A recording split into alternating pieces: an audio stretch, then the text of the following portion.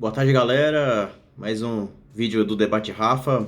Hoje vamos falar um pouquinho da situação do São Paulo no Campeonato Brasileiro, um pouquinho do esquema do Fernando Diniz, que vem dando resultado regular no Campeonato Brasileiro, até consideravelmente bom, mas eu vou explicar por que talvez regular. E vamos falar um pouquinho das deficiências e as qualidades dessa equipe, taticamente falando, o como o Fernando gosta de abordar as suas equipes e como ele gosta de prepará-la para os adversários.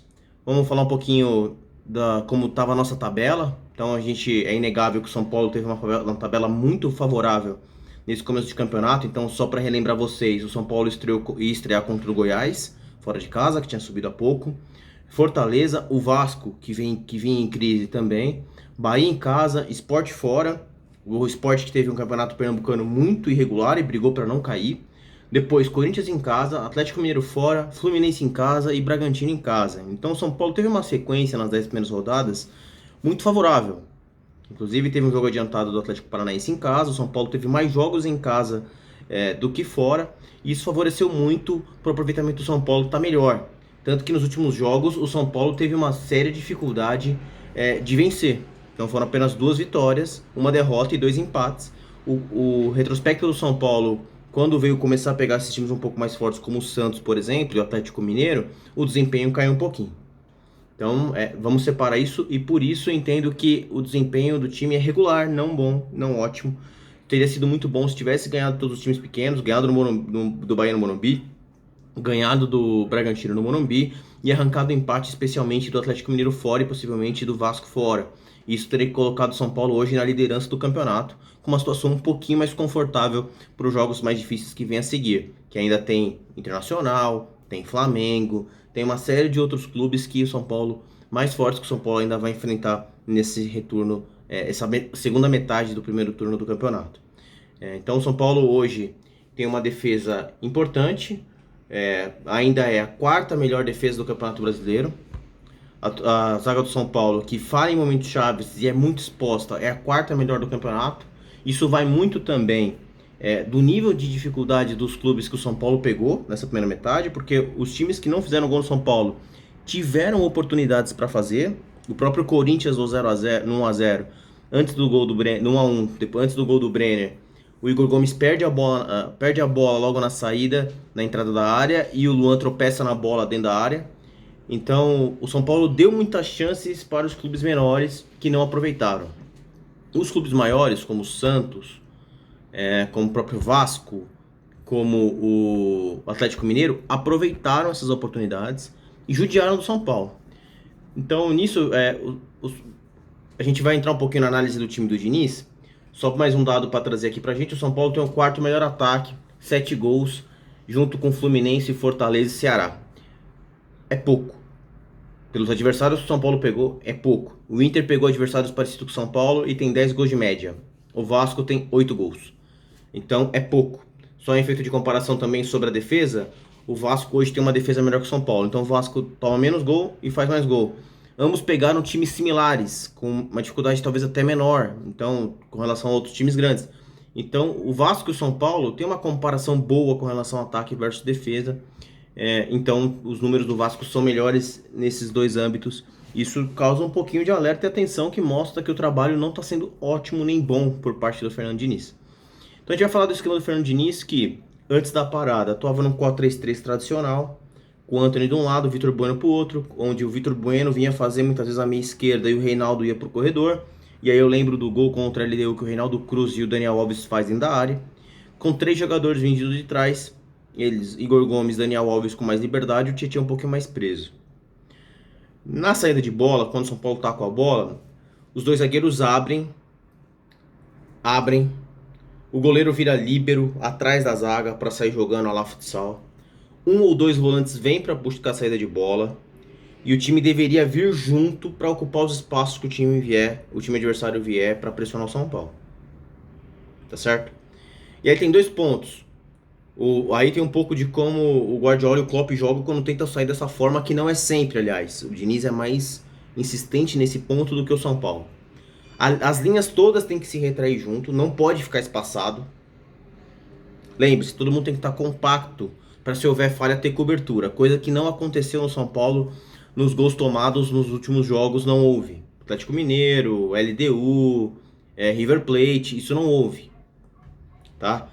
Então, quando você está saindo com a bola, você tem que buscar esse espaço quando o time te aperta, tem que ter velocidade nisso. Ou seja, você tem que enxergar aonde o time adversário tá te dando espaço.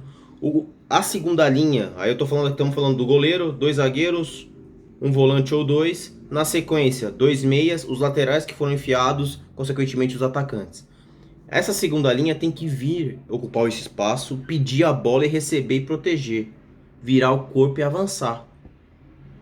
Quando ele recebe, a primeira linha tem que subir toda.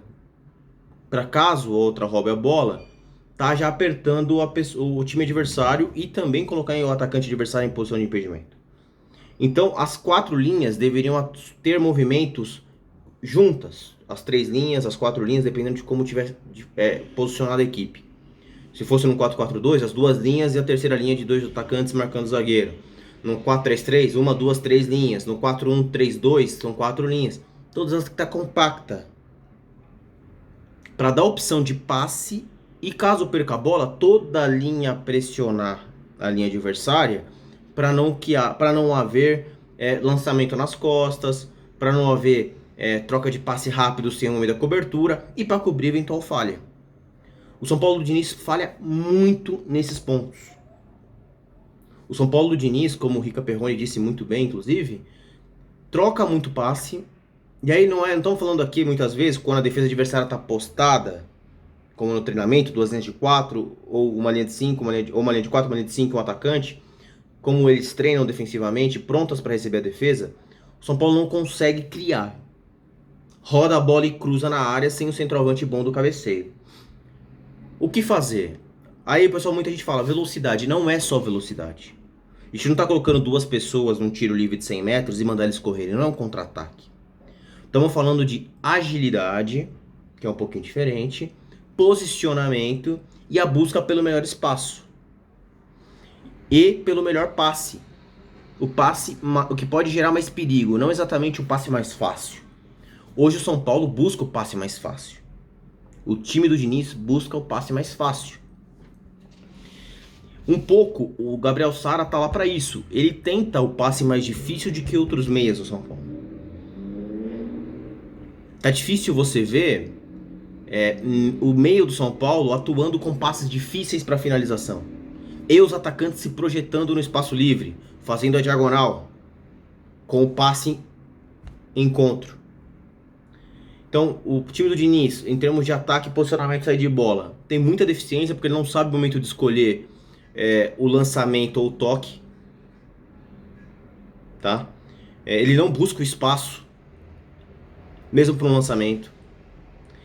Quem lança não sabe lançar e o que recebe o lançamento não sabe proteger. Então, hoje o Diniz tenta uma saída de bola de um jeito que ninguém faz no mundo o tempo inteiro. Nem o City do Guardiola. Nem o Bayern de Munique, campeão da Champions. O Neuer lança muito mais bola para o ataque para ganhar a disputa no meio campo do que o São Paulo. Muito menos. Muito menos. O City do Guardiola também lança muito mais bola do que isso. O Liverpool então nem se fala. Porque o Liverpool sabe a hora de agredir, sabe a hora de recolher. O Liverpool é mutante durante o jogo. Sabe a hora de tabelar, sabe a hora de fazer qualquer coisa. Então o time do Diniz não faz nada bem. Terminando aqui o raciocínio do ataque, o São Paulo tem um 4 melhor ataque, mas é um time que sofre muito para fazer gol. Muito. Muito. Cria muito pouco, falta criatividade, falta jogada ensaiada. E aí falando um pouquinho de defesa, quando a zaga tá postada, qualquer time é mais difícil de tomar gol. Só que o São Paulo, quando perde a bola, o time tá exposto. Porque, como eu falei, a zaga abre, o goleiro é o líbero, o volante tá aqui parado. O volante no esquema do Diniz tem que pegar a bola na pequena área, atravessar o gramado para chegar como elemento surpresa lá na área adversária. Isso mata todo mundo fisicamente. Não dá para o nosso centroavante acompanhar o ponta até a área adversária. Não tem condições. Não tem. Especialmente porque quando ele for, as três linhas não vão juntas para dentro da área. A LDU fez um gol no São Paulo que tinha 4 jogadores na área no terceiro gol. 4. 4. O São Paulo, que vinha de um jogo regular contra a LDU no Morumbi e ganhou porque o Antony resolveu a partida junto com o Reinaldo. Uma jogada individual, show pênalti, 1-0. Inflamação da torcida, cruzamento do Reinaldo, Daniel Alves no meio da zaga fez o gol. Não foi um jogo super criativo. Esse que era o jogo que a mídia exaltava e parte da torcida falava, puta, é o jogo do Diniz. Não foi. Então, voltando aqui na parte defensiva, quando a zaga tá postada, tá ok. Tá razoável. Razoável. Quando a zaga tá postada como deveria, lá no fundo, aguardando o cara e roubar a bola. Quando o Diniz tenta se propor a fazer o que alguns times europeus fazem e o São Paulo faz muito mal, que é subir todas as linhas, dá errado. Porque o São Paulo e o futebol brasileiro não tem jogadores para fazer isso muito com qualidade. Não tem. O São Paulo ele não consegue transformar o São Paulo em posicionamento correto, ou seja, subir todo mundo e ninguém dá espaço para ninguém para o lançamento em profundidade do adversário. Onde se o Hernanes falha como falhou contra o Corinthians, uma bola enfiada nas costas do lateral acaba com o esquema. Isso é muita exposição. São Paulo não tem Sérgio Ramos e Van Dijk na zaga. Aí você fala assim, puto Grêmio. Cara, eu assisti muitas vezes o Grêmio esse ano. O Grêmio pressiona bem, mas não muito. Quando as linhas sobem, tá? A linha da zaga não sobe muitas vezes além do meio campo, igual o do São Paulo faz. E aí, quando o atacante vai pressionar a zaga do Inter, por exemplo, ontem, ele vai pro cara do Inter dar o chutão, não o lançamento. Entende? Às vezes que o Inter conseguiu encaixar o lançamento, a cobertura estava mais bem postada, porque não estava tão longe da área. Então, para mim, o esquema do Diniz está muito falho. É inviável você puxar os volantes de trás e colocar até o camisa 9. É inviável o Daniel Alves e Tietê pegarem a bola na área do São Paulo e levar até a área do adversário. Você não tem papéis e responsabilidades bem definidos no gramado. Isso dificulta muito a execução. Muito. Então, eu queria ter uma lousa para explicar melhor, tal, desenhar, isso a gente pode fazer um dia. Mas o São Paulo é muito exposto. O adversário sempre chega com perigo quando rouba a bola. Isso não é culpa do São Paulo, dos jogadores, é culpa do treinador. O São Paulo não tem 300 milhões de euros para contratar os melhores zagueiros do mercado, os melhores volantes do mercado e os melhores pontos do mercado para tentar fazer dar certo o esquema do Fernando Diniz, que é sim diferente, muito diferente do esquema do Klopp, do Guardiola e do atual técnico do Bayern de Munique e do Zidane também.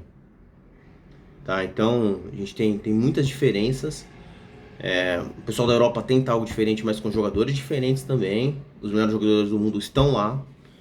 E alguns até limitados a alguns clubes. Então, City, Real Madrid, próprio Barcelona, Bayern de Munique. Mas se você olhar, o United não joga assim, desse jeito. Claro que joga sempre com linha compacta, tenta subir a linha para não dar espaço.